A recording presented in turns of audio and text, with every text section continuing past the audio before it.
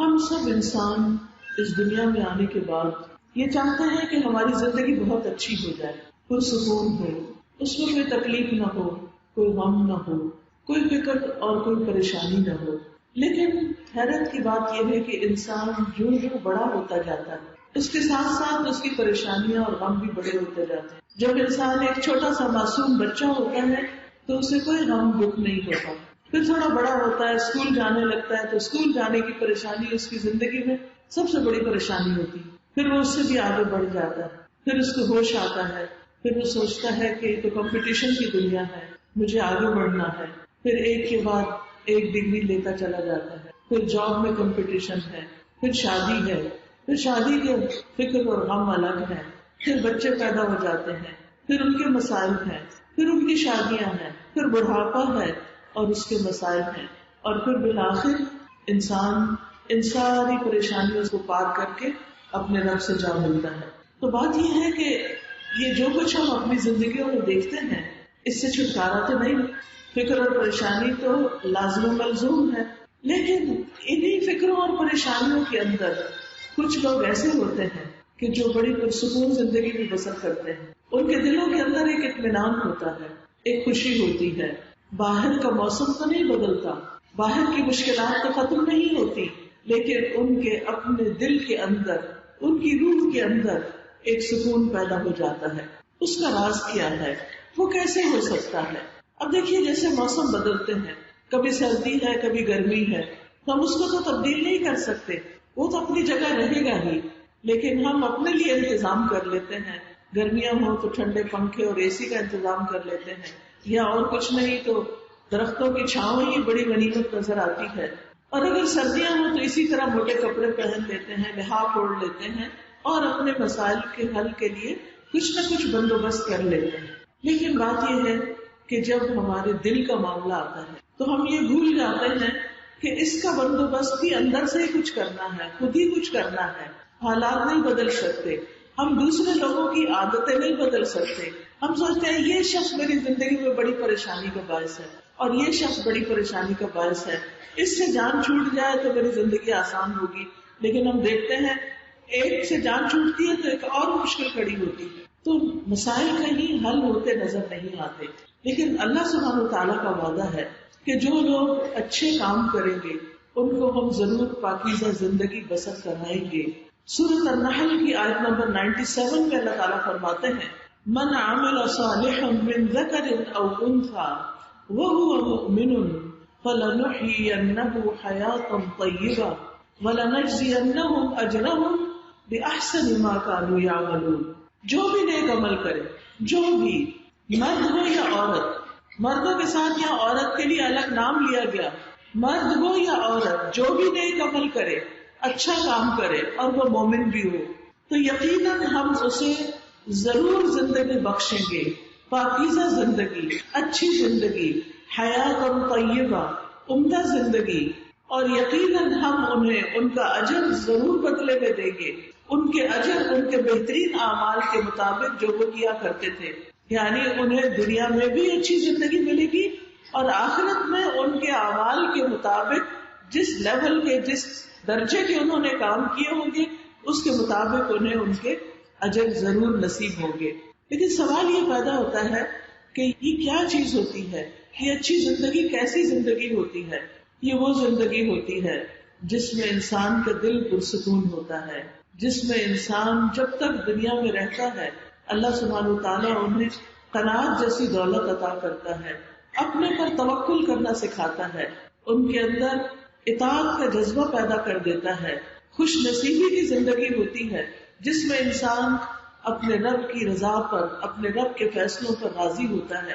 تو ان کے دلوں میں ایک ٹھنڈک ہوتی ہے، ایک اطمینان ہوتا ہے. پرسکون زندگی ضروری نہیں کہ عیش و عشرت والی زندگی ہو، کہ ہمارا بہت بڑا گھر ہو، اس گھر کی وجہ سے ہماری زندگی پرسکون ہو جائے. آپ نے دیکھا ہوگا کہ بہت سے لوگ بڑے گھروں میں رہنے کے باوجود بھی پرسکون نہیں ہوتے. پرسکون زندگی میں نہیں ہوتی کہ جس میں بہت قیمتی لباس پہنا ہو انسان نے. بہت سے لوگ قیمتی لباس پہن کے بھی خوش نہیں ہوتے. پرسکون زندگی وہ نہیں ہوتی جس میں انسان طرح طرح کے کھانے کھاتا رہتا ہے. بہت سے لوگ دن رات اپنے زبان کے ٹیسٹ بدلتے ہیں، اس کے باوجود سوتے ہوئے وہ گولیاں کھا کے ہی سوتے ہیں، ان کو سکون کی نیند نہیں آتی. تو مزیدار کھانا ہو یا بہترین لباس ہو یا بہترین شوہر یا بیوی ہو یا پھر بہترین گھر ہو یا بہترین جگہ پر انسان رہتا ہو، یہ ساری چیزیں تو وہ ہیں جو اللہ تعالیٰ کفار کو بھی دیتا ہے اور ہو سکتا ہے ان کے پاس ہم سے زیادہ ہو. لیکن مومن کے لیے بہترین زندگی کون سی ہوتی ہے؟ مومن کے لیے بہترین زندگی پاکیزہ زندگی ہوتی ہے، جس میں وہ اپنے رب کی اطاعت کے مطابق زندگی بسر کرتا ہے. اس شخص کا دل پرسکون ہوتا ہے، کیونکہ الا بذکر اللہ تطمئن القلوب، وہ اللہ کا ذکر کرتا ہے. ایسے شخص کا دل بکھرا ہوا نہیں ہوتا، وہ مختلف وادیوں میں گھوم نہیں رہا ہوتا، بلکہ وہ ایک اللہ رب العزت کی طرف متوجہ ہوتا ہے. اس کا سارا غم بس ایک ہی ہوتا ہے، سارے غم اس ایک غم میں سمٹ جاتے ہیں، اور وہ ہوتا ہے کہ میرا رب مجھ سے راضی ہے. کیونکہ اس کو پتا ہے کہ سب سے بڑا تو وہ ہے. اسے معلوم ہے کہ مجھے ایک دن اپنے رب سے جا کر ملاقات کرنی، ایک دن اس کو حساب دینا ہے، ایک دن اسے جواب دینا ہے. اس لیے وہ رب سے محبت کرتا ہے، رب کی ملاقات کا شوق رکھتا ہے، رب سے باتیں کرتا ہے. رب سے ملاقات اور رب کا دیدار کرنا اس کی سب سے بلند ترین سوچ بن جاتی ہے. آپ دیکھیے کہ دنیا میں انسان سوچتا ہے میں یہ چیز دیکھ لوں، یہ کھا لوں، یہ پہن لوں. ہماری خواہشات کیا ہیں؟ ایسا ہو شادی کے لیے، ایسی ہو ساس، ایسا ہو گھر وغیرہ وغیرہ، ایسے ہی خواب دیکھتے رہتے ہیں لوگ. لیکن جو پرسکون زندگی والا شخص ہوتا ہے وہ ان ساری چیزوں سے اوپر اٹھ کے اپنے رب کی ملاقات کا شوق رکھتا ہے. وہ دنیا کی چیزوں میں الجھا ہوا نہیں ہوتا. اسے پتا ہے کہ میرے لیے خوشی کا دن اصل میں وہ ہوگا جس میں میں اپنے رب کو دیکھوں گا. اور جب انسان اپنے رب کو دیکھے گا تو وہ آنکھوں کی ٹھنڈک نصیب ہوگی کہ دنیا کے سارے غم بھول جائیں گے. وہ سکون اور وہ خوشی نصیب ہوگی کہ جس کے بعد جنت بھی حقیر نظر آئے گی. اس کو باقی چیزیں اس کے مقابلے میں بہت چھوٹی نظر آئیں گی. پھر دنیا تو کیا، جہاں جنت بھی پیچھے رہ جائے وہاں پھر اس سے بڑی خوشی اور کیا ہو سکتی ہے.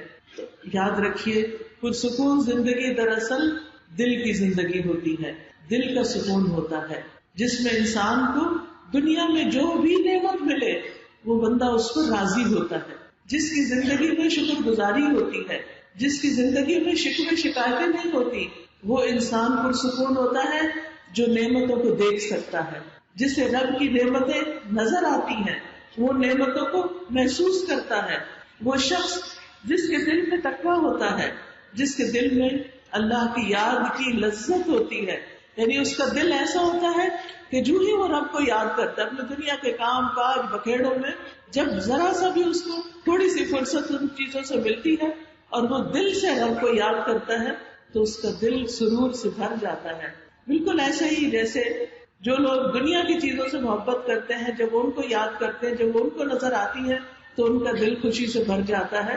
تو ایمان والوں کا دل اللہ کی یاد سے، اللہ کے ذکر سے، اللہ کی بات سے اسی طرح خوشی سے بھر جاتا ہے. یاد رکھیے پرسکون زندگی وہ ہے جو اللہ کی رضا میں گزرتی ہے. نبی صلی اللہ علیہ وسلم نے فرمایا بے شک انسان اللہ کی رضا حاصل کرتا ہے اور اس میں مسلسل لگا رہتا ہے، کہ ہر کام اس لیے کرتا ہے کہ میرا رب راضی ہو جائے. تو اللہ عز و جل جبریل علیہ السلام سے فرماتا ہے کہ بے شک میرا فلاں بندہ میری رضا کی تلاش میں ہے، آگاہ رہو اس پر میری رحمت ہے. یعنی یہ جو مجھے راضی کرنے کی فکر کرتا ہے اس پر میری رحمت ہے. تو جبریل علیہ السلام کہتے ہیں کہ فلاں پر اللہ کی رحمت ہو. حاملین عرش فرشتے، یعنی اللہ کا عرش اٹھانے والے فرشتے، وہ بھی کہتے ہیں، اور پھر ان کے آس پاس جتنے بھی فرشتے اور ہوتے ہیں، حتیٰ کہ 7 آسمانوں والے بھی کہنے لگتے ہیں. اور یہ بات زمین پر بھی اتار دی جاتی ہے، کیا کہ اس فلاں پر اللہ کی رحمت ہو. اور پھر آپ دیکھیے کہ ایسے لوگوں کا تذکرہ جب ہوتا ہے تو ان کے ناموں کے ساتھ کیا لگتا ہے، رحمت اللہ علیہ یا رحمہ اللہ، اللہ ان پر رحم کرے، ان پر اللہ کی رحمتیں ہیں. یہ جب ہوتا ہے جب انسان سب سے بڑھ کر اللہ سے محبت کرتا ہے، اللہ کے رب ہونے پر راضی رہتا ہے کہ میرا رب ہے نا. جب بھی کوئی مشکل آتی ہے تو وہ کہتے میں اکیلا تھوڑی ہوں، میرا رب ہے نا، میرا رب ہے جو میری مدد کرے گا، میرا رب ہے جو میری حفاظت کرے گا، میرا رب ہے جو مجھے کافی ہے. کیونکہ ایسا بندہ اللہ کو اپنے لیے کافی سمجھتا ہے. اور اس میں ہم دیکھتے ہیں ابن عباس رضی اللہ عنہ سے روایت ہے کہ ابراہیم علیہ السلام میں جب انہیں آگ میں پھینکا جا رہا تھا، آگ کے علاوہ میں پھینکا جا رہا تھا، اس وقت انہوں نے کہا تھا حسبنا اللہ و نعم الوکیل، کافی ہے ہمیں اللہ اور وہ بہترین کارساز ہے. اور یہی کلمہ نبی صلی اللہ علیہ وسلم اور آپ کے ساتھیوں نے پڑھا تھا جب انہیں ڈرایا گیا تھا کہ دیکھو تمہارے لیے دشمن جمع ہو گئے ہیں، اب کیا ہوگا، خوف دلایا جا رہا تھا. تو اس خوف کے موقع پر انہوں نے کیا پڑھا، حسبنا اللہ و نعم الوکیل. تو پرسکون زندگی کا راز کیا ہے کہ جب گھبراہٹ طاری ہونے لگے، جب کوئی چیز بہت ستانے لگے، بہت فکر آنے لگے، تو انسان کیا پڑھے، حسبی اللہ و نعم الوکیل. جمع ہو، بہت سے لوگ ہوں تو حسبنا اللہ، اور اکیلے ہو تو کیا پڑھے، حسبی اللہ و نعم الوکیل، نعم المولا و نعم النصیر. پرسکون زندگی والا شخص وہ ہوتا ہے جو اللہ کو اپنے لیے کافی سمجھتا ہے. یہ سب سے بڑی طاقت ہے. اگر اس کی مدد آ گئی تو پھر تو کوئی کام مشکل رہے گا ہی نہیں. پھر وہ اللہ کے کسی بھی فیصلے کو برا نہیں سمجھتا. اگر وہ معاملہ اس کی مرضی کے مطابق حل ہو جاتا ہے تو وہ کہتا ہے میں اللہ سے راضی، رضیت باللہ ربا وبالاسلام دینا وبمحمد نبیا. اور اگر وہ فیصلہ اس کی مرضی کے خلاف بھی ہوتا ہے، یعنی وہ دعا کرتا ہے لیکن اس کی دعا نہیں سنی جاتی، اس کی وہ بات پوری نہیں ہوتی، وہ پھر بھی راضی ہوتا ہے، تو دل رضا کی ٹھنڈک سے بھرا ہوا ہوتا ہے. وہ کہتے ہیں اس میں بھی خیر ہوگی. یہ جملہ تو میں آپ کو کہوں گی کہ یاد کر لیں، کچھ بھی ہو زندگی میں پازیٹو رہیں. کیا کہیں، اس میں بھی خیر ہوگی، یہ میرے رب کا فیصلہ، اس میں بھی خیر ہو گئی. کوئی فوت ہو گیا، کوئی بات نہیں، رب نے بلا لیا، رب نے جتنی چاہی زندگی دی، اس میں بھی خیر ہوگی، اس شخص کے لیے اس میں بہتری ہوگی. اور باقی جو اس کے پیچھے والا اولاد یا بچے، ان کے لیے بھی اللہ کافی ہے. تو حسبی اللہ، اور اس میں بھی خیر ہوگی. پھر یہ کہ ایسا انسان تقدیر کے لکھنے پر یقین رکھتا ہے. وہ کہتا ہے کہ جو میرے رب نے میرے لیے لکھا ہے وہ مجھے مل کے رہے گا، کوئی چھین ہی نہیں سکتا، اور جو وہ نہیں دینا چاہتا وہ مجھے کوئی دے نہیں سکتا.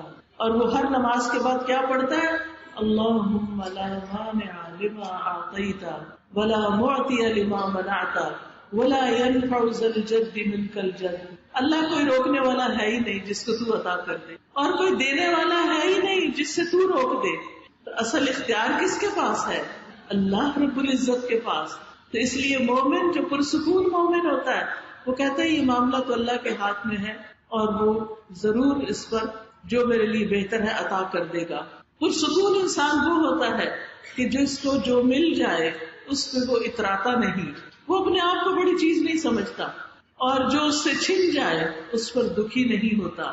لوگوں سے بے نیاز ہوتا ہے، لالچ نہیں رکھتا، حسد نہیں کرتا، دوسروں کے ساتھ نفرت نہیں کرتا، کیونکہ اس کو پتا ہے کہ لوگوں کو جو کچھ ملا ہے یہ میرے رب نے دیا ہے. تو کیا میں اپنے رب کی تقسیم میں ناراض ہو جاؤں؟ اگر زیادہ دیا ہے تو بھی میں خوش ہوں. اگر لوگوں کے پاس کم ہے تو مجھے ان سے نفرت نہیں کرنا، یہ بھی رب ہی کی تقسیم ہے. اس نے مجھے زیادہ دے دیا، ان کو کم دے دیا، میں بھی رب کا بندہ، یہ بھی رب کے بندے. تو ہم اللہ ہی کے پیدا کردہ انسان ہیں، ہمیں کسی سے نفرت نہیں کرنی. لہذا ایسا شخص لوگوں کے بارے میں بری رائے نہیں رکھتا، اور ہر حال میں اس کو خیر والی زندگی ہی نصیب ہوتی ہے. جب اسے خوشی ملتی ہے تو کیا کہتا ہے، مومن کیا کہتا ہے جب خوشی ملتی ہے، الحمدللہ الحمدللہ بنعمتہ تتم الصالحات. وہ خود کریڈٹ نہیں لیتا، اپنی طرف نہیں جاتا، بلکہ وہ کہتا ہے یہ اللہ کے فضل سے ہوا ہے. اور اگر اس کی زندگی میں کوئی تکلیف آتی ہے تو کیا کہتا ہے، الحمدللہ علی کل حال. شابش، بتائیے نا جو سیکھا ہوا ہے. وہ غم میں کہتا ہے الحمدللہ علی کل حال، کہ اللہ کا شکر ہے ہر حال میں، دکھ میں بھی اور سکھ میں بھی.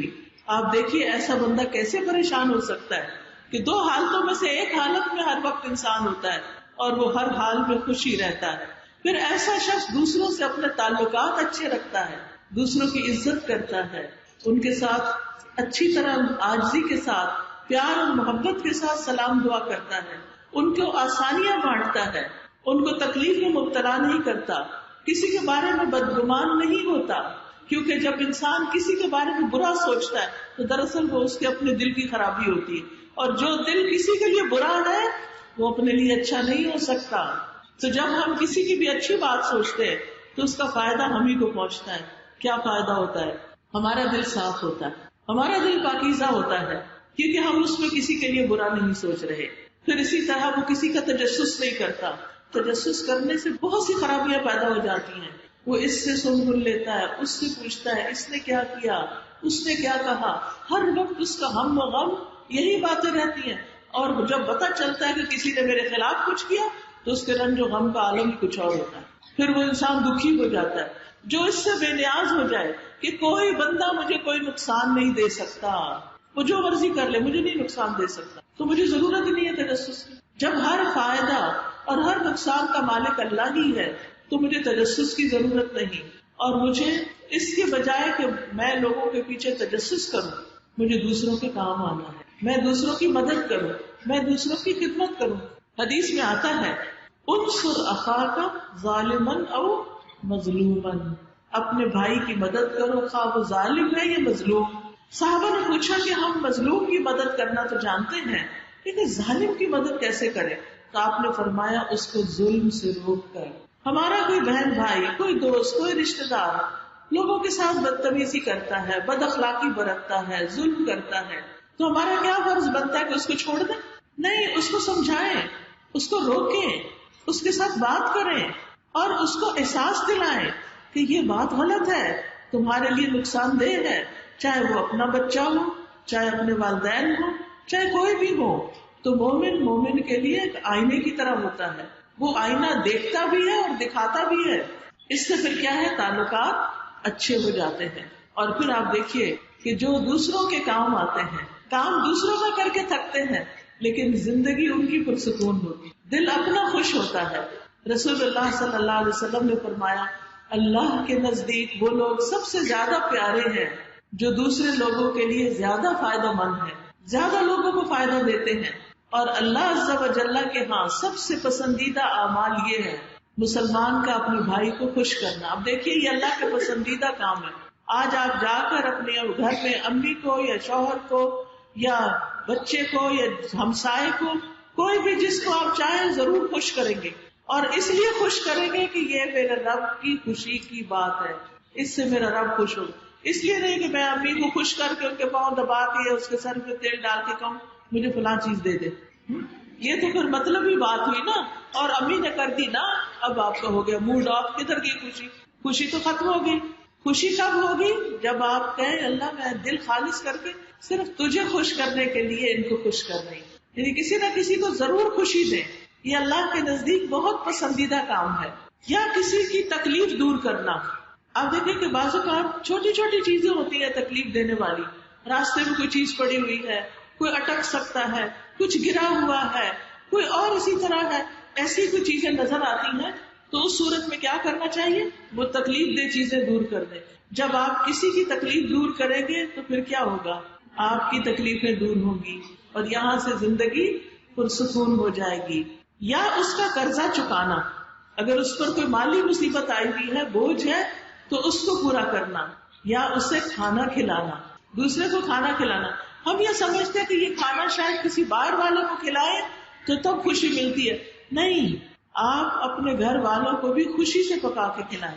آپ دیکھیں کہ اکثر جب پکاتے ہیں نا تو موڈ آف ہوتا ہے کہ یہ کیا میرے ہی ذمہ آ گیا، میں ہی پکاؤں، میں ہی کچن میں ادھر گرمی میں کھڑی رہوں. اس کا نتیجہ کیا ہوتا ہے؟ وہ جو ہماری وائف ہوتی ہے نا کھانے تک بھی پہنچتی، کھانے کا مزہ ہی نہیں بنتا. جب مزیدار کھانا نہیں بنتا تو جو کھاتا اس کو بھی مزہ نہیں آتا، وہ تعریف بھی نہیں کرتا. جب وہ تعریف نہیں کرتا تو پھر پکانے والے کو اور موڈ آف ہو جاتا ہے. تو پرسکون زندگی تو ختم ہو گئی. جب آپ اللہ کے لیے پکائیں گے کہ میرا رب دیکھ رہا ہے، کوئی نہیں دیکھ رہا، اللہ دیکھ رہا ہے. کسی کو پتا نہیں مجھے کتنی تکلیف ہو رہی ہے لیکن میرے رب کو پتا مجھے کتنی تکلیف ہو رہی ہے. مومن کو تو کانٹا بھی چبھتا ہے تو اس کے گناہ جھڑتے ہیں. اب آپ کو تکلیف پہنچ رہی ہے لیکن آپ سی بھی نہیں کر رہے، ہائے بھی نہیں کر رہے، شور بھی نہیں مچا رہے. نتیجہ کیا ہوگا؟ کھانا بھی اچھا بنے گا، کھانے والے بھی دعا دیں گے اور آپ کی خوشی میں اضافہ ہو جائے گا. رسول اللہ صلی اللہ علیہ وسلم نے فرمایا اور مجھے اپنے کسی بھائی کی ضرورت پوری کرنے کے لیے اس کے ساتھ جانا اس مسجد یعنی مسجد نبوی میں 1 مہینے کے اعتکاف کرنے سے زیادہ محبوب ہے. جو اپنے بھائی کے ساتھ چلا یہاں تک کہ اس کی ضرورت پوری کر دے، اللہ اس کے قدموں کو اس دن ثابت قدم رکھے گا جس دن قدم ڈگمگا جائیں گے. یعنی قیامت کے دن اللہ سبحانہ تعالیٰ اس کو ثابت قدمی عطا فرمائے گا. پھر آپ دیکھیے پرسکون زندگی، خوشحال زندگی وہ ہوتی ہے کہ جس میں انسان دوسروں پر خرچ کرتا ہے. فراخ دلی والی زندگی، کھلا دل، کھلا خرچ کرنا. اور پھر کنجوسی اور بخل جو ہے وہ دل کو بھی تنگ کرتا ہے، اور جب دل بھیجتا ہے، دل تنگ ہوتا ہے، انسان کسی کو کچھ دے نہیں سکتا تو کبھی خوشی نہیں مل سکتی. خوشی شرح صدر کا نام ہے، سینے کے کھلا ہو جانے کا نام ہے، اور دل کے کھلا ہو جانے کا نام ہے. آپ دیکھیے کہ بعض اوقات آپ محسوس کریں گے کہ خود کھا کے وہ مزہ نہیں آتا جو کھلا کے آتا ہے، لے کے وہ خوشی نہیں ہوتی جو دے کے ہوتی ہے. تو دینا پرسکون زندگی کا راز ہے، خوشی والی زندگی کا راز ہے. پھر اسی طرح قناعت والی زندگی، رسول اللہ صلی اللہ علیہ وسلم نے فرمایا تحقیق وہ آدمی کامیاب ہو گیا جس نے اسلام قبول کیا اور کفایت کے مطابق اس کو روزی نصیب ہو گئی، یعنی اس کے لیے کھانا پینا کافی ہے، اور اللہ نے اسے اپنی نعمتوں میں سے جو کچھ دیا اس پر قناعت کی دولت عطا کر دی. یعنی وہ راضی ہے، چھوٹا سا بھی گھر ہے تو اس پر بھی خوش ہے کہ اللہ شکر ہے یہ چھت ہے. کتنے ہی لوگ ہیں ایسے جن کے پاس یہ چھت نہیں، تو وہ یہ نہیں روتا رہتا کہ میرا گھر فلاں محل کی طرح کیوں نہیں. اس لیے کہ زیادہ کی خواہش میں تو کہیں انتہا ہی نہیں. اگر آپ کے پاس محل بھی ہوگا تو آپ کہیں گے کہ او میرے پاس فلاں جیسا محل ہوتا، پھر ایک اور دوڑ میں لگ جائیں گے، ایک اور دوڑ میں لگ جائیں گے. تو کہیں بھی انسان کی تمنا اور خواہشات کی انتہا نہیں ہوتی. اس لیے انسان کو جو ملا ہے اس پر راضی ہو جائے. پھر اسی طرح بعض اوقات ہم یہ کہتے ہیں کہ ہم نیک کام بھی کرتے ہیں، روزہ نماز، دین کی تبلیغ، سب کچھ، اور آزمائشیں ختم نہیں ہوتی. لیکن یاد رکھیے اللہ جس سے محبت کرتا ہے اس کو آزمائش میں مبتلا کر دیتا ہے. تو مومن کو یہ چیز بھی خوش کر جاتی کہ اچھا یہ اللہ کی محبت کی علامت ہے، کیونکہ اللہ تعالیٰ اس بندے کو ٹھوک بجا کے دیکھتا ہے، اس کو ہمیشہ کی جنتیں اس کو عطا کرنی ہے. اس لیے اللہ سبحانہ تعالیٰ اس بندے کے ساتھ یہ مہربانی کرتا ہے کہ اس کو اور چمکاتا ہے. آپ کو معلوم ہے نا کہ سونا کس طرح زیادہ خالص ہوتا ہے جب اس کو ٹھنڈے پانی میں ڈال دیں. کس میں ڈالیں؟ آگ میں ڈالا جاتا ہے، یعنی اس کو پگھلایا جاتا ہے، اس کو آگ پہ خوب گرم کیا جاتا ہے تو اس کا جھاگ اوپر آتا ہے، خالص ہو جاتا ہے. اللہ سبحانہ تعالیٰ مومن بندے کو جب کسی تکلیف میں مبتلا کرتے ہیں تو اس لیے کرتے ہیں کہ اس کی ساری میل کچیل نکل جائے، اس کے سارے گناہ جھڑ جائیں، اور جب یہ میرے پاس آئے تو پاک ہو کر آئے. بعض لوگ موت سے پہلے بیماری کا شکار ہو جاتے ہیں، کسی کو کینسر ہو جاتا ہے، کسی کو اور دکھ تکلیف ہو جاتی ہے، تو بندہ سوچتا ہے شاید اللہ مجھ سے ناراض ہے اس لیے مجھ پر بیماری اور تکلیف آ گئی. نہیں، اللہ چاہتا ہے کہ جب آپ اس کے پاس پہنچے تو انتہائی خوبصورت ہو چکے ہو، آپ کے اوپر کوئی میل کچیل نہ ہو، کوئی گناہ نہ ہو. تو ایسا بندہ یہ سوچ کر کہ میں صاف ہو رہا ہوں، مجھے کھڑا کیا جا رہا ہے، وہ پریشان نہیں ہوتا پھر اپنی اس بیماری میں. وہ اللہ کے اس فیصلے کو بھی قبول کر لیتا ہے. ورنہ بیماری اپنی جگہ اور اس پر یہ غم اور دکھ پریشانی اور زیادہ اس بیماری کو بڑھا دیتی ہے. تو یاد رکھیے اچھی زندگی ان لوگوں کی ہوتی ہے جن کا دل ہر حال میں مطمئن ہوتا ہے. پاکیزہ زندگی بسر کرنے والے کا دل مطمئن ہوتا ہے اگرچہ حالات کیسے بھی ہوں. اور اس میں بہت سے اقوال ہیں، یعنی علماء نے اس میں بہت سی باتیں کی ہوئی ہیں، لیکن اصل بات یہ ہے کہ مسلمان کو چونکہ ہر مشکل پر اجر ملتا ہے تو اس لیے حالات جیسے ہوں وہ حالات کا رونا نہیں روتا. وہ یہ نہیں کہتا حالات موافق نہیں، گھر والے تعاون نہیں کرتے، یہ نہیں وہ نہیں، وہ جو کچھ بھی ہوتا ہے اسی کے اندر اپنا رستہ بنا لیتا ہے. پھر آپ دیکھیے کہ جیسے حدیث میں آتا ہے، نبی صلی اللہ علیہ وسلم نے فرمایا، اللہ تعالیٰ فرماتے ہیں، یہ حدیث قدسی ہے، اے آدم کے بیٹے اگر تو صدمے کے شروع میں صبر اور ثواب کی امید رکھے تو میں تیرے لیے جنت کے علاوہ اور کسی بدلے کو پسند نہ کروں. یعنی جب تجھے تکلیف پہنچے اور تو اس وقت اپنے آپ کو کنٹرول کر لے، یہ نہیں کہ اس وقت چیخ داڑ کر کے پھر کہا میں صبر کر رہا ہوں. نہیں، صدمے کے شروع میں جو صبر کر لیتا ہے اس کا بدلہ جنت کے سوا کچھ اور، یعنی اس کے لیے جنت لکھ دی جاتی ہے. ایسے لوگ پھر تکلیف کیسے بھی آئے اس پر بڑے ہی پرسکون ہوتے ہیں. امام ابن تیمیہ کا نام کس کس نے سنا ہوا؟ ماشاءاللہ کافی لوگوں نے سنا ہوا. امام ابن تیمیہ جو تھے ان کو قید کی سزا ہو گئی، جیل میں چلے گئے. جب وہ وہاں پر پہنچے تو وہ کہتے ہیں میرے دشمن میرا کیا بگاڑ سکتے ہیں، میری جنت اور میرا باغ میرے سینے میں ہے، میرے دل میں ہے، میں جہاں بھی جاؤں وہ میرے ساتھ ہے، وہ اس باغ کو مجھ سے الگ نہیں کر سکتے. یہ ہے پرسکون زندگی. جیل میں پہنچ کے کہتے ہیں میری جنت میرے سینے میں ہے، میں یہاں بھی خوش ہوں. لیکن نا جب خوشی ہوتی ہے تو انسان جھونپڑی میں بھی خوش ہوتا ہے، وہ اس کا بھی شکوہ نہیں کرتا، اور اگر پریشان ہوتا ہے تو محل میں بھی پریشان رہتا ہے. وہ کہتے ہیں میرا جیل میں بند ہونا میری اللہ کے ساتھ تنہائی ہے. اب اس وقت کوئی بیچ میں رکاوٹ نہیں، کوئی نہیں، میں اکیلا ہوں اپنے رب کے ساتھ. اللہ سے باتیں کروں گا، اللہ کا ذکر کروں گا، اللہ کی عبادت کروں گا. مجھے اور زیادہ وقت مل گیا ہے، اور اگر یہ مجھے قتل کر دیں گے تو میرا قتل میری شہادت ہوگی، شہادت نصیب ہو جائے گی. تو کیا نقصان ہے میرا، کیا بگڑے گا؟ اور اگر یہ ملک سے باہر نکال دیں گے تو وہ میری سیر ہو جائے گی، نیا ملک دیکھ لوں گا. جب ان کو قلعے کے اندر قید کیا گیا تو وہ کہا کرتے تھے اگر میں اس قلعے کے برابر سونا بھی خرچ کر دوں تو یہ سارا خرچ کرنا میرے نزدیک اس نعمت کے شکر کے برابر نہیں کہ مجھے زیادہ سے زیادہ عبادت کا موقع مل گیا. یہ بھی انہوں نے کہا کہ میرے دشمن میرے لیے جو نیک اعمال کا سبب بنے ہیں میں انہیں اس پر بدلہ نہیں دے سکتا. یعنی میرے دشمنوں نے مجھے یہاں پہنچایا لیکن میں اتنا خوش ہوں، اتنا راضی ہوں کہ میں اس کا بدلہ ہی نہیں دے سکتا. سونا بھر کے قلعہ بھی ان کو دے دو تو یہ بدلہ نہیں ہوگا، کیونکہ جو عقل مند انسان ہوتا ہے نا وہ اپنے وقت کی قدر و قیمت پہچانتا ہے. وہ کہتا ہے ساری ڈسٹریکشنز ختم ہو گئی، اب عبادت کا وقت آ گیا. کبھی بھی زندگی میں آپ اکیلے ہو تو یہ نہ کہیں سبھی مجھے چھوڑ گئے ہیں، میرا تو کوئی بھی نہیں. رونا دھونا کس لیے نہیں، کوئی رونا دھونا نہیں. آپ الحمدللہ یا رب تو ہے.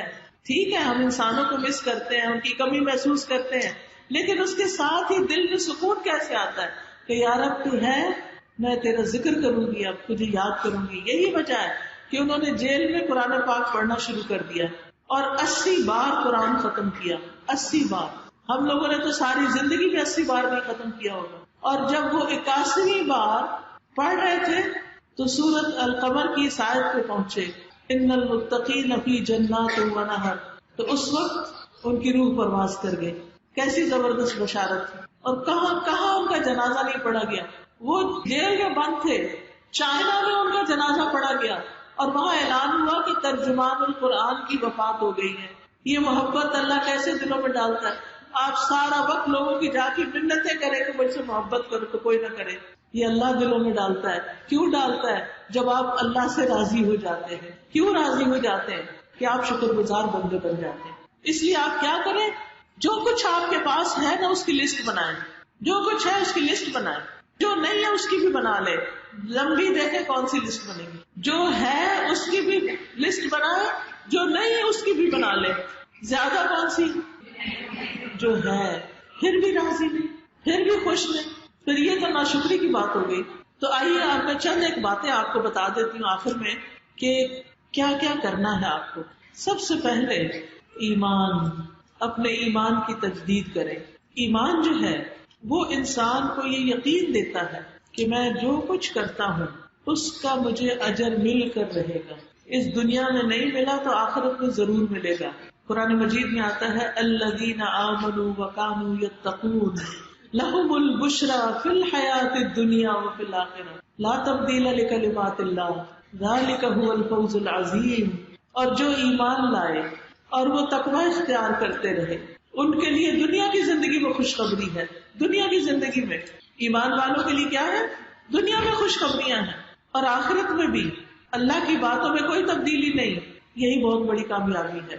ایک اور جگہ پر آتا ہے للذین احسنوا فی ہذہ الدنیا حسنہ، جن لوگوں نے اچھا کیا ان کے لیے اس دنیا میں اچھائی ہے. کر بھلا ہو بھلا. ہم چاہتے ہیں ابھی کیا نا ابھی مل جائے. کبھی ایسا ہوا کہ ابھی بیج ڈالا ابھی پھل لگ جائے؟ ایسے ہوتا آج بیج ڈالیں گے تو ہو سکتا ہے 10 سال بعد پھل آئے. اس کا انتظار کرے. 10 سال بعد بھی تو ضرورت ہے نا پھلوں کی، آج ہی تو نہیں ساری. تو صبر کے ساتھ انتظار کرے کیونکہ اللہ کا وعدہ ہے للذین احسنوا فی ہذہ الدنیا حسنہ ولدار الآخرۃ خیر. اور آخرت کا گھر تو بہت ہی اچھا ہے. وَلَنِعْمَ دَارُ الْمُتَّقِينَ. اور متقین کا گھر کتنا بہترین ہے. ایک اور جگہ پر آتا ہے الا ان اولیاء اللہ لا خوف علیہم ولا هم يحزنون الذین آمنوا وكانوا يتقون. خبردار، اللہ کے دوستوں کو نہ کوئی خوف ہے نہ غم، وہ لوگ جو ایمان لائے اور وہ تقوی اختیار کرتے ہیں. تقوی کیا ہوتا ہے؟ اللہ سے ڈر کر اللہ کی اطاعت کرنا اور اللہ کی نافرمانی سے بچنا. دوسری چیز جو کرنے کی ہے جس سے زندگی پرسکون ہوتی ہے، اللہ سبحانہ و تعالیٰ کے بعد رسول اللہ صلی اللہ علیہ وسلم کی اطاعت اور آپ کی سنتوں کی پیروی، کیونکہ سنت میں نجات ہے. زہری کہتے ہیں کہ ہمارے پہلے علماء کہا کرتے تھے سنت کو مضبوطی سے تھامے رکھنا ہی نجات ہے. علم کو بڑی تیزی سے قبض کر لیا جائے گا. علم کی ترقی دین و دنیا کا قیام ہے، اور علم کا اٹھ جانا دین اور دنیا کا چلے جانا ہے. یعنی جہاں لوگ پڑھتے نہیں، علم حاصل نہیں کرتے، وہاں دین کا بھی نقصان ہوتا ہے اور دنیا کا بھی نقصان ہوتا ہے. اس لیے علم کی روشنی کو خوب عام کرنا ہے. تیسری چیز عبادت کی کثرت. اپنی زندگی میں عبادت پر کمپرومائز نہ کریں. اگر آپ کی نمازیں ٹھیک نہیں تو آپ کی زندگی میں سکون ہو ہی نہیں سکتا. کوئی بھی شخص جو پریشان ہے، کوئی بھی شخص جس کا دل پریشان ہے، وہ اپنے آپ سے سوال کرے، اپنا جائزہ لے، اپنا محاسبہ کرے. کیا اس کی نماز ٹھیک ہے؟ وقت پر پڑھتا ہے؟ ادائیگی کا طریقہ ٹھیک ہے؟ ساری شرائط کی پابندی کرتا ہے؟ اگر نہیں تو دوبارہ سے جائزہ لے اور اپنی نماز کو ٹھیک کرے. حدیث میں آتا ہے جس کی نماز ٹھیک ہوگی اس کا سب کچھ ٹھیک ہو جاتا ہے. تو اس لیے نمازوں کو، عبادتوں کو ٹھیک کرنا. پھر آپ دیکھیے حدیث میں یہ بھی آتا ہے، رسول اللہ صلی اللہ علیہ وسلم نے فرمایا تمہارا رب فرماتا ہے اے ابن آدم میری عبادت کے لیے فارغ ہو جاؤ، میں تمہارے دل کو غنا سے اور تمہارے ہاتھ کو رزق سے بھر دوں گا. اے ابن آدم تو مجھ سے دور نہ ہو ورنہ میں تیرے دل کو فقر اور تیرے ہاتھ کو مصروفیت سے بھر دوں. اللہ سے دوری اختیار نہیں کرنی بلکہ اللہ کا ذکر کرنا ہے، اور جو ذکر سے منہ موڑے اس کا نقصان کیا ہے؟ وَمَنْ أَعْرَضَ عَنْ ذِكْرِي فَإِنَّ لَهُ مَعِيشَةً ضَنْكًا وَنَحْشُرُهُ يَوْمَ الْقِيَامَةِ أَعْمَى. اور جس نے میری نصیحت سے منہ موڑا بے شک اس کے لیے زندگی تنگ کر دوں گا اور ہم اسے قیامت کے دن اندھا اٹھائیں گے. وہ کہے گا اے رب میں کیوں اندھا اٹھا، میں تو دیکھتا تھا. اللہ تعالیٰ فرمائیں گے اسی طرح تیرے پاس ہماری آیات آئی تھی، تم نے ان کو بھلا دیا. یا تو پڑھا ہی نہیں، ایک طرف بھیج دیا، یا پھر پڑھا اور پڑھ کے بھلا دیا.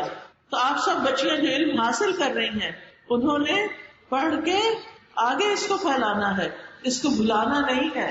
جو بھلائے گا، جو اس کو چھوڑے گا اس کی زندگی تنگ ہوگی. تو اللہ کی یاد، اللہ کے دین کو سیکھنا اور سکھانا یہ دلوں کی خوشی کا باعث ہے. ایک اور روایت میں آتا ہے اگر تو نے ایسا نہ کیا تو میں تیرے سینے میں مصروفیات بھر دوں گا، ذہن ہر وقت پریشان رہے گا اور تیرا فقر زائل نہ کروں گا. یاد رکھیے سب سے پہلے نمازوں کی حفاظت. سب اپنا اپنا جائزہ لے کے، کوئی روزے تو نہیں چھٹے ہوئے، پیریڈز میں جو روزے رمضان میں چھٹ جاتے ہیں ان کو پورا کرے، نفل روزوں کی کوشش کرے. پھر ذکر کی مجالس میں حاضر ہوں، ہفتے میں کم از کم ایک دفعہ. آپ دیکھیں کہ جو جمعے کا دن ہے نا یہ مسلمانوں کے لیے اسی لیے رکھا گیا ہے، اس دن نماز کے ساتھ خطبہ بھی ہوتا ہے، اور خطبہ میں کیا ہوتا ہے؟ تعلیم ہوتی ہے. لیکن افسوس یہ کہ ہمارے ملک میں تو خطبوں میں صرف سیاسی اور ادھر ادھر کی دنیا کے حالات ہی ڈسکس ہوتے رہتے ہیں. حالانکہ وہ دن تذکیر کا دن ہے، یاد دہانی کا دن ہے، لوگوں کو اللہ کی طرف بلانے کا دن ہے. تو آپ نے کیا کرنا ہے؟ آپ میں سے ہر ایک کوئی نہ کوئی ایسی مجلس ضرور جوائن کرے کہ جس میں اپنے یا تو گھر میں مجلس رکھے یا پھر کسی جگہ پر جا کر قرآن کی تعلیم باقاعدہ حاصل کرے. ناظرہ نہیں ٹھیک اس کو ٹھیک کرے، ناظرہ آتا ہے ترجمہ سیکھے. آپ میں سے ہر ایک کو اللہ کے کلام کو سمجھنا آنا چاہیے. اب تو اتنی آسانی ہوگی کہ لفظی ترجمے والے اردو میں، سندھی میں قرآن مجید موجود ہیں. آپ گھر پر بھی ایک ایک آیت روزانہ ترجمے سے پڑھنا شروع کر دیں، دیکھیں کتنی باتیں آپ پر کھلے گی. تو یہ روشنی آپ کے دلوں کو روشن اور پرسکون کر دے گی. لیکن جب آپ گھر سے نکل کر کسی مجلس میں جا کے بیٹھتے ہیں تو اس مجلس پر فرشتے گھیرا ڈال لیتے ہیں، رحمت ان لوگوں کو ڈھانپ لیتی ہے، سکینت نازل ہوتی ہے. اللہ تعالیٰ ان کا ذکر اپنے پاس موجود فرشتوں میں کرتا ہے. تو اس لیے نیکی کی مجلسوں میں حاضر ہونا لازم کر لیں. اگر دل پریشان ہے، دل گھبرایا ہوا ہے، نیکی کی مجلس میں جا کر بیٹھیں جہاں کوئی باز نصیحت تذکیر ہو رہی. پھر اسی طرح نیک اعمال کی طرف رغبت، چاہے بندوں کی خدمت ہو، چاہے گھر والوں کے لیے کھانا پکانا ہو، چاہے کسی کے کام آنا ہو اور دینے والے بنے، مال، وقت، علم، صلاحیتیں، قوتیں، اور اس کے ساتھ ساتھ دل کا بخل دور کرے. قرآن مجید میں آتا ہے فَأَمَّا مَنْ أَعْطَى وَاتَّقَى وَصَدَّقَ بِالْحُسْنَى فَسَنُيَسِّرُهُ لِلْيُسْرَى. وہ جس نے دیا، یعنی جو لوگوں کو دینے والا ہے، اور کچھ نہیں تو آسانیاں دینے والا ہے. پاس پیسے نہیں ہے، مال نہیں، علم نہیں، کچھ لوگوں کے لیے زندگی آسان کرتا ہے، ہر کسی کی تکلیف میں کام آتا ہے. واتقى، اور اللہ سے ڈرتا ہے، یعنی اللہ کی خاطر سب کچھ کرتا ہے. اور اس نے اچھی بات کو سچ مانا. وصدق بالحسنى، اچھی باتوں کو مان گیا، اس پہ عمل کر لیا. فسنيسره لليسرى، تو ہم ضرور اسے آسان راستے کی سہولت دیں گے، یعنی اس کے لیے اچھے کام کرنا آسان کر دیں گے، اس کے لیے زندگی میں آسانیاں کر دیں گے. آسانیاں بانٹو، آسانیاں پاؤ، دوسروں کے لیے زندگی آسان کرو، اللہ آپ کے لیے آسانی کر دے گا. اور سب سے بڑی آسانی کیا ہوگی کہ دل کے اندر سکون آ جائے گا. پھر ایسے کاموں میں لگے جن کا فائدہ زیادہ ہے، اور ان میں سے ایک ہے ذکر، اللہ کا ذکر. رسول اللہ صلی اللہ علیہ وسلم حضرت ابو ہریرہ کے پاس سے گزرے تو وہ ایک پودا لگا رہے تھے. تو آپ نے پوچھا کہ ابو ہریرہ کیا کر رہے ہو؟ کہا میں اپنے لیے پودا لگا رہا ہوں. آپ نے فرمایا کیا میں تمہیں اس سے بہتر پودے نہ بتاؤں؟ ابو ہریرہ نے عرض کیا کیوں نہیں یا رسول اللہ صلی اللہ علیہ وسلم؟ آپ نے فرمایا کہو سبحان اللہ والحمد للہ ولا الہ الا اللہ واللہ اکبر. فرمایا ان میں سے ہر کلمے کے عوض جنت میں تمہارے لیے ایک درخت لگایا جا رہا ہے. آپ سب بھی کہیں سبحان اللہ والحمد للہ ولا الہ الا اللہ واللہ اکبر. سبحان اللہ والحمد للہ ولا الہ الا اللہ واللہ اکبر. سبحان اللہ والحمد للہ ولا الہ الا اللہ واللہ اکبر. تو آپ دیکھیے کہ چند دفعہ بھی آپ یہ پڑھ لیا کریں. اگر کوئی شخص 100 دفعہ دن میں پڑھتا ہے تو وہ اتنی نیکیاں کما لیتا ہے کہ اس سے آگے کوئی نیکیوں میں نہیں نکل سکتا. کیا مشکل ہے؟ آپ مثلا صبح کی واک کے ساتھ پڑھ لیں، آپ شام کو اگر لیٹے ہوئے کیلولا کرنے کے لیے تو اس وقت تسبیح پڑھ لیں. ذکر کو لازم کر لیں، ذکر سے دل کو اطمینان ہوگا. یاد رکھیے نیک عمل ہی ساتھ جائیں گے. جب انسان فوت ہوتا ہے اس کا مال کیا ساتھ جاتا ہے؟ کفن کے سوا کچھ نہیں جاتا. اور کفن بھی کس چیز کا ہوتا ہے؟ ریشمی کپڑے کا، قیمتی کپڑے کا. گوٹا کناری لگی ہوتی ہے؟ نہیں. کیسا ہوتا ہے؟ سادہ سفید لٹے کا. اس کی جیبیں ہوتی ہیں، کچھ بیچ میں ڈالا ہوا ہوتا ہے کہ ساتھ ہی لے جاؤ. لے بھی جائے تو کس کام کا؟ کسی کام کا نہیں. وہ یہاں اپنے ہاتھ سے کچھ کر لے اس کا بڑا فائدہ. ساتھ نہیں جائے گا. اولاد ساتھ جاتی ہے، کوئی بھی قبر میں ساتھ رہنے کو تیار ہے؟ کوئی بھی نہیں. ساتھ کیا رہے گا؟ نیک اعمال. ان نیک اعمال کی فکر کر، ذکر کی کثرت، نمازوں کی پابندی. سب سے پہلا حساب کس چیز کا ہوگا؟ نمازوں کا ہوگا. پھر اسی طرح قرآن سے تعلق. قرآن اللہ کا کلام ہے. دنیا میں کتنی کتابیں آپ نے پڑھی ہوگی، اللہ کی کتاب بھی پڑھیے اور سمجھ کر پڑھیے کہ اللہ تعالیٰ کیا کہتا ہے. کوئی اور کتاب سمجھے بغیر نہیں پڑھی جاتی سوائے قرآن کی. مسلمان اتنا بڑا ظلم کرتے ہیں اس کتاب کے ساتھ کہ اس کا مطلب ہی نہیں جانتے. لہٰذا آج سے لے کے اگلے سال کا ٹارگٹ رکھ لے کہ میں نے اس پورے سال میں قرآن کا ترجمہ یاد کر لینا، اور جو نیت کر لے کہ اللہ تعالیٰ ان کے لیے آسانی بھی کر دے گا انشاءاللہ. یاد رکھیے قرآن پڑھنا پڑھانا ایک ایسی تجارت ہے جو کبھی بھی خراب نہیں ہوگی. فرمایا ان الذین یتلون کتاب اللہ واقاموا الصلاۃ وانفقوا مما رزقناہم سرا وعلانیۃ یرجون تجارۃ لن تبور. بے شک جو لوگ اللہ کی کتاب پڑھتے ہیں اور انہوں نے نماز قائم کی اور جو کچھ ہم نے انہیں دیا اس میں سے خرچ کرتے ہیں، کھلے بھی اور چھپا کر بھی، وہ ایسی تجارت کی امید رکھتے ہیں جو کبھی بھی برباد نہ ہوگی. اس میں پروفٹ ہی پروفٹ ہے، پروفٹ ہی پروفٹ. ایک حرف پڑھتے ہیں 10 نیکیاں مل جاتی ہیں. کسی بھی کتاب کو ایک حرف پڑھ کے 10 نیکیاں ملتی ہیں؟ 10 نمبر ملتے ہیں آپ کو؟ نہیں. لیکن ہم باقی چیزیں خوب پڑھتے کیونکہ دنیا کی کوئی ڈگری کوئی مال کچھ مل جائے گا، لیکن اللہ کی کتاب نہیں پڑھتے، روز تلاوت نہیں کرتے. تو اس کو پکڑے. بعض بزرگ کہتے ہیں جب ان کو بتایا جاتا کہ ایک مسلمان نہ قرآن پڑھتا ہے نہ حفظ کرتا ہے، وہ کہا کرتے تھے وہ کیسے پھر خوش ہوتا ہے؟ جو قرآن نہیں پڑھتا وہ خوش کیسے ہوتا ہے؟ اور کس چیز کو ترنم کے ساتھ پڑھتا ہے؟ گا کے کیا چیز پڑھ سکتا ہے پھر؟ یعنی انسان کے اندر اللہ نے رکھا ہے نا، اچھی آواز دی ہے، لہک لہک کے پڑھنے کا شوق رکھا ہے. اسی لیے آپ دیکھیں کہ سب سے زیادہ اٹریکٹ گانوں کی طرف ہوتے ہیں، کیونکہ قرآن نہیں پڑھتے نا تو وہ تجوید کے ساتھ ویسے نہیں پڑھنا آتا، بلند آواز سے نہیں پڑھتے، لہٰذا وہ ساری انرجی دوسری طرف چلی جاتی. اب تو افسوس یہ کہ ہمارے اسکولوں میں بھی بچوں کو بچپن سے ہی میوزک، ڈانسنگ، سنگنگ انہی چیزوں پہ لگا دیا جاتا ہے، اور جب وہ قاری صاحب آتے ہیں تو وہ سب سو رہے ہوتے ہیں بچے، ان کا دل ہی نہیں چاہتا. یہ مسلمانوں کے گھرانے، کیا واقعی ہم مسلمان ہیں کہ جہاں ہم اللہ کی بات کرنے میں شرم محسوس کرتے ہیں، جہاں ہم دین کی بات کرنے میں شرم محسوس کرتے ہیں، وہ رب جو آسمانوں کا مالک ہے اس کو بڑا نہیں سمجھتے، اور وہ جو 4 پیسوں کا مالک ہو جاتا ہے اس کے لیے ہمارے دل میں بہت بڑی عظمت آ جاتی ہے. ہم کیسے مسلمان ہیں؟ تو یاد رکھیے قرآن پڑھنے سے دنیا کی بھلائیاں اور خیر اور برکتیں انسان کو ڈھانپ لیتی ہیں.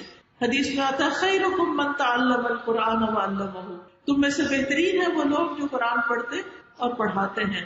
حدیث میں آتا ہے جو لوگ اللہ کے گھروں میں سے کسی گھر میں اللہ کی کتاب کی تلاوت کرتے ہیں اور اس کی تعلیم میں باہم مصروف ہوتے ہیں، ان پر سکینت نازل ہوتی ہے، رحمت انہیں ڈھانپ لیتی ہے، فرشتے انہیں گھیر لیتے ہیں اور اللہ ان کا ذکر اپنے پاس موجود فرشتوں میں کرتے ہیں. کیا آپ کا دل نہیں چاہتا کہ اللہ آپ کا ذکر فرشتوں کی مجلس میں کرے، آپ کا نام وہاں لیا جائے اور وہ بھی اللہ سبحانہ و تعالیٰ آپ کا نام لے؟ اس سے بڑی کیا بات ہو سکتی؟ لیکن ہمیں کیوں نہیں شوق اس کا؟ کیا ہمیں یقین نہیں؟ کیا ہمارا ایمان نہیں؟ اگر ہے تو پھر اس کو سچا ثابت کرنا چاہیے اور اللہ کی کتاب کے لیے ہر صورت وقت نکالنا چاہیے.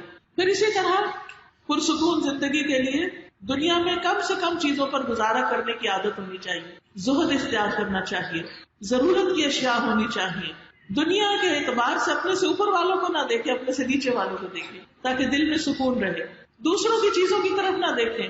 لیکن اب تو ایک باقاعدہ نمائش بھی ہوتی ہے اور ہم یہی دیکھتے رہتے ہیں اس نے کیا پہنا ہے، یہ پرس کیسا ہے، یہ اس کا جوتا کیسا ہے، اس کا زیور کیسا ہے. اس سے کیا ہوتا ہے؟ دل میں حسرتیں پیدا ہوتی ہیں، کاش ہم بھی کبھی ایسے اس قابل ہوں گے، ہمیں بھی کبھی ملے گا. ضرور ملے گا اللہ کے پاس. اچھے اچھے کام کرتے جائیں اور ان چیزوں سے بے نیاز بے فکر ہو کے آگے بڑھتے جائیں، پھر آپ دیکھیں کیا کچھ نہیں ملتا. وہ جنت جس کا کوئی تصور بھی نہیں کر سکتا. ان چیزوں سے پیچھے بھاگنے کی بجائے آخرت کی تیاری میں زندگی کا وقت لگائیں، صحت اور فرصت سے فائدہ اٹھائیں، پھر مشکلات اور پریشانیوں میں اللہ کی طرف رجوع کریں، اللہ کو پکاریں، اپنی ساری حاجتیں اللہ کے سامنے رکھیں. جو دل میں آتا نہ کہیں اللہ مجھے یہ بھی چاہیے، اللہ مجھے یہ بھی چاہیے، اللہ یہ بھی چاہیے. آپ دے سکتے ہیں، آپ غیب کے خزانوں سے دے سکتے ہیں، آپ کو روکنے والا کوئی نہیں. صرف کن کہنا ہے آپ کو، سب کچھ اس سے مانگے. ایک تو آپ کے دل کا بوجھ ہلکا ہو جائے گا اور دوسرا یہ ہے کہ دعا قبول ہو گئی تو وہ سب کچھ مل بھی جائے گا. بندوں کے سامنے ہاتھ نہ پھیلائیں، اللہ کے سامنے اپنی حاجتیں رکھے، اس سے مدد مانگے، نماز اور صبر سے مدد مانگے. وَاسْتَعِينُوا بِالصَّبْرِ وَالصَّلَاةِ.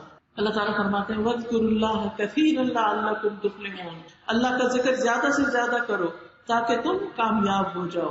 پھر اسی طرح صبر کرنا، مصیبتوں پہ صبر، لوگوں کی باتوں پہ صبر، غم کے وقت صبر، غصے کے وقت صبر. اور اس صبر سے آپ کے دل کو وہ سکون ملے گا اور شر کا دروازہ بند ہو جائے گا. اور جب انسان بے صبرا پن کرتا ہے تو مسائل میں اضافہ ہی ہوتا چلا جاتا ہے. پھر تکلیف اگر آئے کوئی تو اس کے اجر پر نظر رکھیں، تکلیف کو نہ دیکھیں، اس کا اجر دیکھیں. جب اجر دیکھیں گے تو آپ کا دل سکون میں آ جائے گا. پھر قیامت کے دن کے ثواب پر نظر رکھیں. یاد رکھیے جو پرسکون زندگی ہوتی ہے اس میں نیند بھی پرسکون ہوتی اور اس میں ہر کام کو انسان انجوائے کرتا ہے، چاہے وہ کھانا پینا ہو، چاہے وہ سونا ہو، چاہے وہ پڑھنا ہو، چاہے وہ پڑھانا ہو، چاہے وہ پکانا ہو، چاہے وہ کسی کی عادت کرنی ہو، کسی کی خدمت کرنی ہو.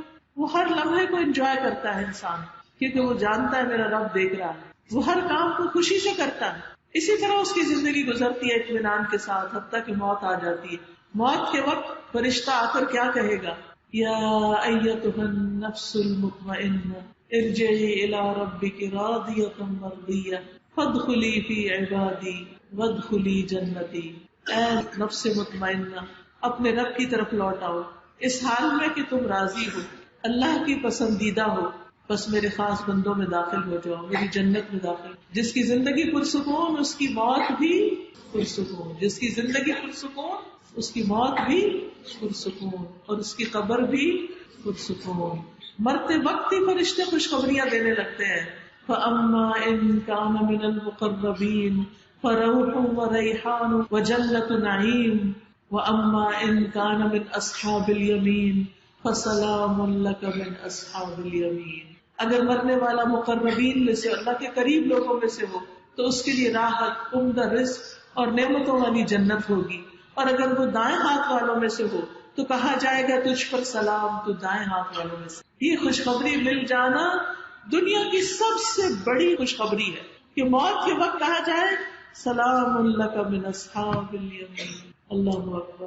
کیونکہ اس وقت اگر فرشتوں نے جان نکالتے ہوئے سختی کی اور کہا کہ تم چلو اللہ کی ناراضگی کی طرف، تم نے کوئی رضامندی کا کام نہیں کیا، تو کیا بنے گا؟ ساری دنیا میں مل کے ہمیں نہیں چھڑا سکتی، نہیں بچا سکتی. پھر فرشتے جب ان کی روح قبض کرتے ہیں تو سورۃ النحل میں آتا ہے یقولون سلام علیکم، سلام کرتے ہیں آ کر.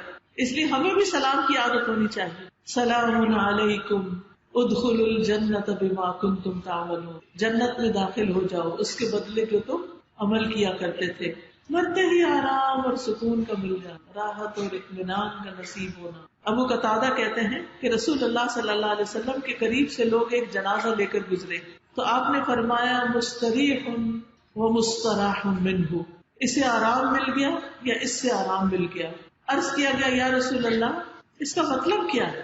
آپ نے فرمایا مومن بندہ دنیا کی مشقتوں اور اس کی تکلیفوں سے اللہ کی رحمت میں نجات پا جاتا ہے، یعنی اللہ کی رحمت کی طرف چلا جاتا ہے، اور فاجر گناہگار بندہ اس سے بندے اور شہر اور درخت اور چوپائے سب آرام پا جاتے ہیں کہ شکر ہے دنیا سے گیا، سب کی مصیبت آسان ہوئی. پھر قبر اس کا انتظار کرتی ہے، قبر اس کو پرسکون کر دیتی ہے. قبر میں اس کے لیے جنت کی طرف سے دروازہ کھڑکی کھول دی جاتی ہے جس سے وہ جنت کے نظارے کرتا رہتا ہے. آپ سوچیں آپ کسی بھی جگہ پر ہو، یہ ایسا ہی ہے جیسے کچھ لوگ ٹی وی کا اسکرین سامنے ہو تو چاہے اکیلے ہو گھر میں انجوائے کرتے رہتے، کبھی ہنستے ہیں، کبھی روتے ہیں، کبھی کچھ کرتے کبھی کچھ کرتے. تو قبر کے اندر چاہے اندھیرا یا کچھ بھی، جنت کی کھڑکی کھلی ہے، کیا کیا نظارے دیکھ رہے ہوں گے. تو وہ قبر بھی ان کے لیے کیا بن گئی؟ پرسکون بن گئی. اسے سکون کی نیند بھی سلا دیا جاتا ہے کہ اب سو جو، قیامت کے دن تمہارے لیے آسانیاں ہوگی. پھر قیامت کے دن وہ اٹھے گا تو اس وقت لوگ منہ میں پسینے کی لگام ڈالے ہوئے ہوں گے، اور مومن پر صرف زکام کی طرح کا حال ہوگا، کافر پر موت جیسی چیز طاری ہوگی، لیکن مومن جنت میں سکون سے داخل ہوگا. ان المتقین فی جنات وعیون ادخلوها بسلام آمنین، بے شک متقی لوگ باغوں اور چشموں میں ہوں گے، اس میں سلامتی کے ساتھ بے خوف ہو کے داخل ہو جاؤ. کوئی ڈر نہیں آج تمہیں، کوئی پریشانی نہیں. یہ کیوں ہے؟ اس لیے کہ دنیا انہوں نے اللہ کی اطاعت میں گزاری تھی، اللہ کے بندے بن کر رہے تھے، دنیا میں اپنے اس دن کی تیاری کر لی تھی، اپنی آخرت کے لیے سامان تیار کر لیا تھا، یہاں کا رزق بنا کے رکھا تھا. اور اس وقت انہیں آواز دی جائے گی آج تم صحت مند رہو گے، کبھی بیمار نہ ہوگے، تم زندہ رہو گے، کبھی موت نہیں آئے گی، تم ہمیشہ جوان رہو گے، آج کے بعد کبھی بوڑھے نہیں ہوگے، تم آرام میں رہو گے، تمہیں کوئی تکلیف نہیں آئے گی. اور یہی اللہ تعالیٰ کا فرمان ہے وَنُودُوا أَن تِلْكُمُ الْجَنَّةُ أُورِثْتُمُوهَا بِمَا كُنتُمْ تَعْمَلُونَ، پکارا جائے گا یہ ہے وہ جنت جس کے تم وارث بنائے گئے، یہ تمہارے ان اعمال کے بدلے میں ہے جو تم کرتے رہے. تو آج ہماری فکر کیا ہونی چاہیے؟ نیک اعمال، اچھی سوچ، اچھا خیال، اچھی نیت، اچھا ارادہ، اخلاص، دوسروں کی عزت احترام، ہر کام شوق سے کرنا، تکلیف میں صبر کرنا، اللہ کا ذکر کرنا، اللہ کے بندوں کے لیے بھلائی چاہنا، خیر خواہی چاہنا، اور دعا کرنا. سب سے آخری چیز ہے دعا.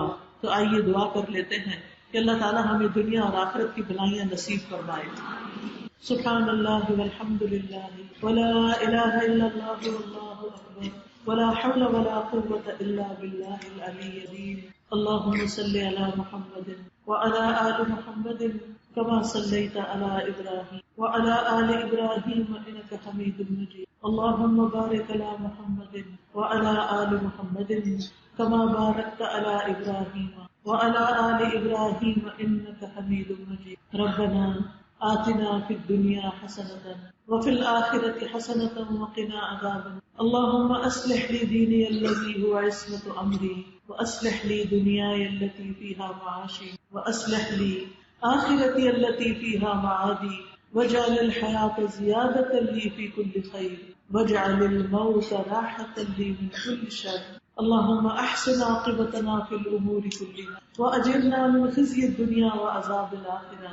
اللهم اني اعوذ بك من عذاب القبر واعوذ بك من عذاب النار ومن فتنة المحيا والممات ومن فتنة المسيح الدجال. اللهم إني أسألك العافية في الدنيا والآخرة. اللهم إني أعوذ بك من ضيق الدنيا وضيق يوم القيامة. اللهم اقسم لنا من خشيتك ما تحول به بيننا وبين معصيتك ومن طاعتك ما تبلغنا به جنة ومن اليقين ما تهون به علينا مصائب الدنيا. اللهم متعنا بأسماعنا وأبصارنا وقواتنا ما أحييتنا واجعله الوارث منا واجعل ثأرنا على من ظلمنا وانصرنا على من عادانا ولا تجعل مصيبتنا في ديننا ولا تجعل الدنيا أكبر همنا ولا مبلغ علمنا ولا تسلط علينا من لا يرحمنا. اے اللہ ہم میں اپنا خوف اتنا عطا کر کہ وہ ہمارے اور ہمارے گناہوں کے درمیان حائل ہو جائے، اور اپنی فرما برداری ہم میں اتنی تقسیم کر دے کہ ہمیں تیری جنت تک پہنچا دے، اور اتنا یقین عطا کر کہ ہم پہ دنیا کی مصیبتیں آسان ہو جائیں، اور جب تک تو ہمیں زندہ رکھے ہمارے کان آنکھ اور قوت سے ہمیں فائدہ عطا کر اور انہیں ہمارا وارث بنا دے، اور ہمارا انتقام اسی تک کرنا جو ہم پہ ظلم کرے، دشمنوں کے مقابلے میں ہماری مدد کرنا اور ہمارے دین میں مصیبت نازل نہ کرنا، دنیا کو ہمارا سب سے بڑا ہم و غم نہ بنا، اور نہ دنیا کو ہمارے علم کی انتہا بنا، اور ہم پر ایسے شخص کو مسلط نہ کرنا جو ہم پر رحم نہ کرے۔ ربنا لا تؤاخذنا ان نسينا او اخطانا ربنا ولا تحمل علينا اصرا كما حملته على الذين من قبلنا ربنا ولا تحملنا ما لا طاقة لنا به واعف عنا واغفر لنا وارحمنا انت مولانا فانصرنا على القوم الكافرين اللهم لا سهل الا ما جعلته سهلا وانت تجعل الحزن سهلا اذا شئت اللهم رحمتك ارجو فلا تكلني الى نفسي طرفة عين واصلح لي شاني كله لا اله الا انت لا اله الا انت سبحانك انی کنت من الظالمین۔ یا اللہ جتنی بھی بہنیں آئی ہیں اللہ ان کی ساری مشکلات آسان فرما، ان کو اپنے گھروں میں سکون اور خوشیاں نصیب فرما، وسیع پاک حلال رزق عطا فرما، قناعت عطا فرما، ایمان اور تقوی عطا فرما، عبادات کا شوق عطا فرما۔ یا اللہ ان کے بچوں کو ہدایت عطا فرما، ان کو ان کے لیے صدقہ جاریہ بنا۔ یا اللہ جو فوت ہو چکے ہیں ان کی بخشش فرما، اللہ ہمارے والدین پر اپنی رحمت نازل فرما۔ یا اللہ تو ہمیں ہر طرح کے قرض، بیماری، مفلسی، مصیبت، تکلیف، ڈپریشن، دکھ، ہر چیز سے محفوظ رکھنا۔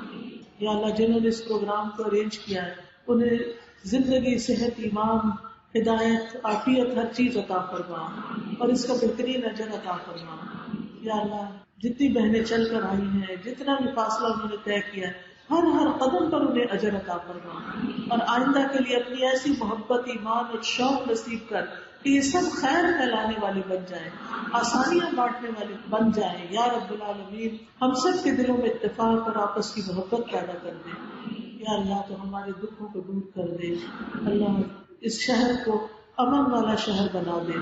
یا اللہ اس کی سڑکیں بہت اچھی ہو جائیں، اس کے پانی اور بجلی کے سارے مسائل حل ہو جائیں۔ یا اللہ سب لوگوں کے لیے تو آسانیاں کر دے۔ یا اللہ تو ہم سب کو اپنی رحمتوں سے ڈھانپ لے۔ ربنا تقبل منا انك انت السميع العليم وتب علينا انك انت التواب الرحيم وصلى الله تعالى على خير خلقه محمد وعلى آله واصحابه واهل بيته اجمعين برحمتك يا ارحم الراحمين۔